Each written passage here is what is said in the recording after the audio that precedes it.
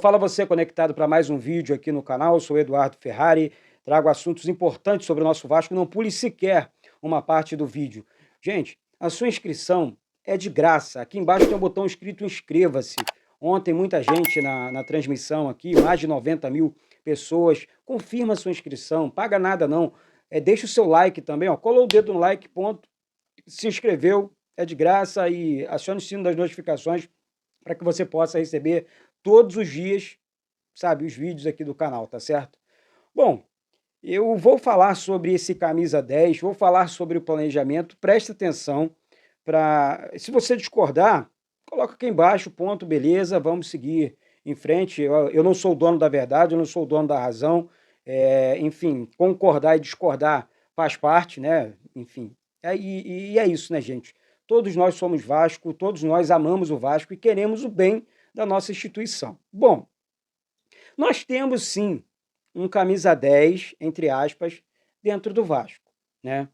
Que na minha opinião hoje, sabe, eu não vou retirar o que eu falei aqui de forma alguma.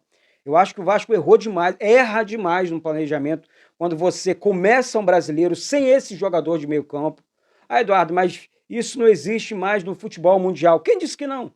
Hoje de manhã eu falei sobre jogadores aqui que fazem... Eu não vou ficar citando o rival, não. Eu vou citar sempre o Palmeiras, que é o time, na minha opinião, hoje do Abel Ferreira, treinado pelo Abel Ferreira, modelo no Campeonato Brasileiro, do futebol brasileiro.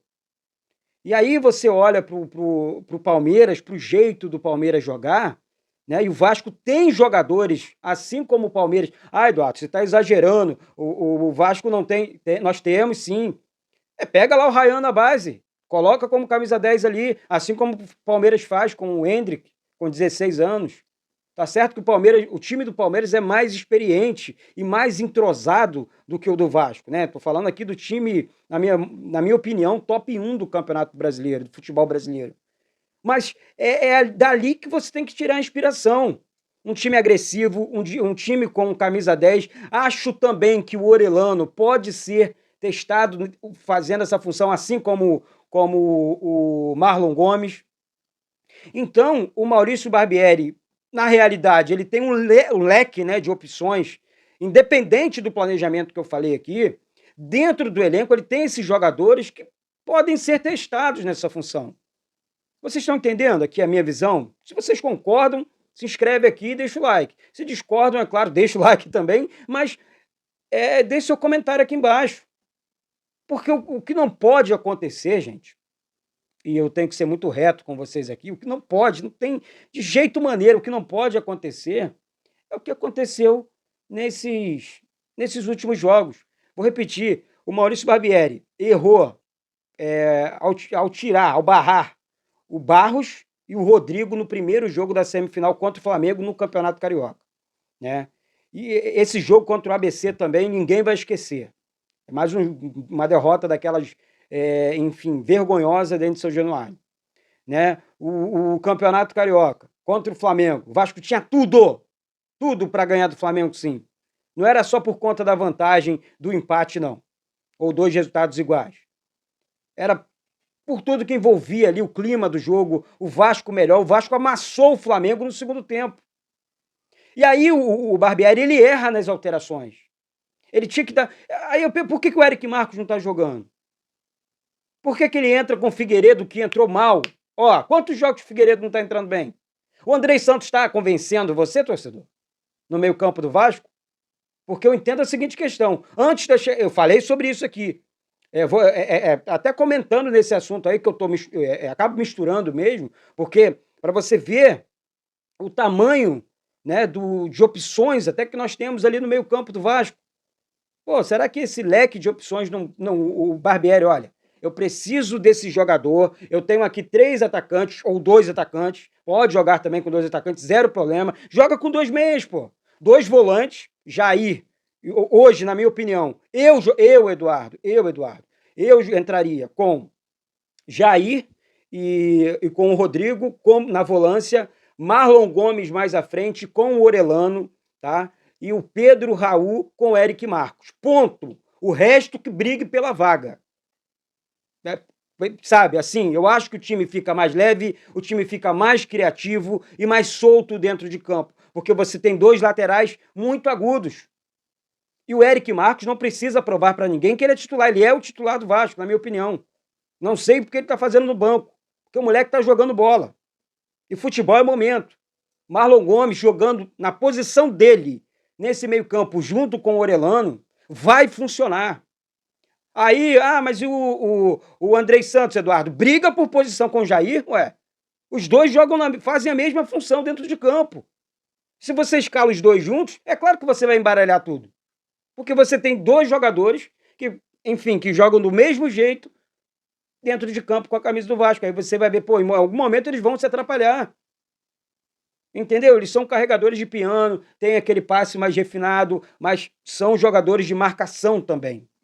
Não adianta querer inventar, sabe? Não adianta querer criar o Vasco assim, pô, eu preciso ter alternativa do banco de reservas também, para quando tiver num jogo brabo contra um Palmeiras, contra um Atlético Mineiro, contra um Flamengo, contra um Fluminense, contra um Internacional, Grêmio, Bahia. Pô, eu tenho que ter alternativa no banco de reservas para mudar o esquema de jogo durante o jogo também. Então aí você tem Figueiredo, você tem Ignaldo, você tem Gabriel Peck. Agora você tem que montar o time nessa intertemporada, pô.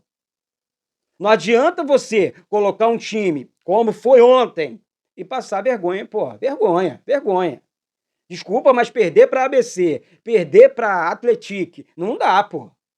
Com todo respeito ao Atlético. O Sassá tá com 29 anos. Meteu 2 gols ontem. Sassá não é velho, não. Aí, pô, tá ficando maluco? Eu não. Eu tô falando de um atacante que tá num time de menor expressão, com todo respeito ao Atlético, e que tá jogando muito bem. O Patrick, o lateral direito deles ontem, foi um tormento pro Vasco.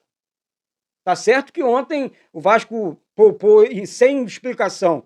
Não, porque tá. Enfim, houve desgaste por conta dos amistosos da seleção do Uruguai e tudo mais. Não cola, gente, não cola, dá folga depois, pô. O Puma, ele tinha que estar no jogo de ontem. O Capasso tinha que estar jogando. Essa é a minha opinião. Se você está entrosando o time, se você está buscando uma equiparação física, você tem que fazer isso.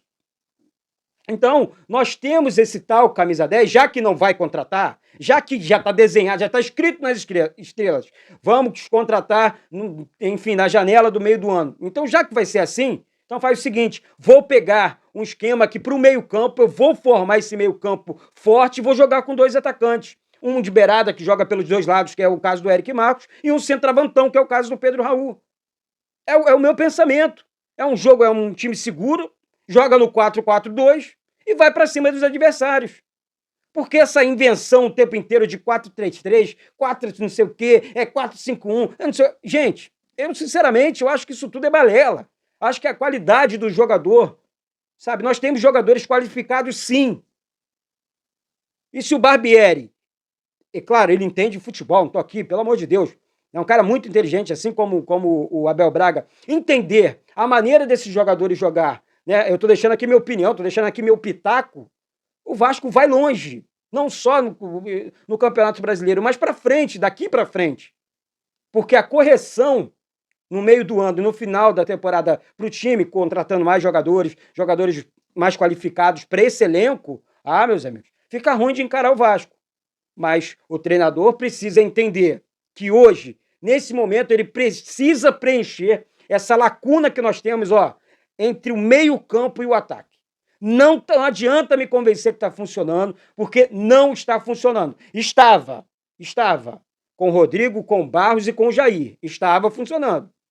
Mas agora, nesse momento, não estou culpando aqui o Andrei Santos, pelo amor de Deus, não estou falando que a culpa é do Andrei, não tem nada disso. Eu estou dizendo que após a chegada do Andrei Santos, e o Andrei Santos foi assim, chegou o Andrei Santos, titular, colocou no time, ponto. O Barros estava muito bem, saiu do nada. O Ivan, que estava muito bem, saiu do nada. Então tem que prestar atenção, porque não é todo jogador que foi comprado ontem, chega hoje, bota a camisa e entra no lugar do que, de repente, quem está jogando bem como titular. Então eu não aceito isso, está errado. Desculpa, mas está errado. Tem que ficar ligado, tem que ficar atento.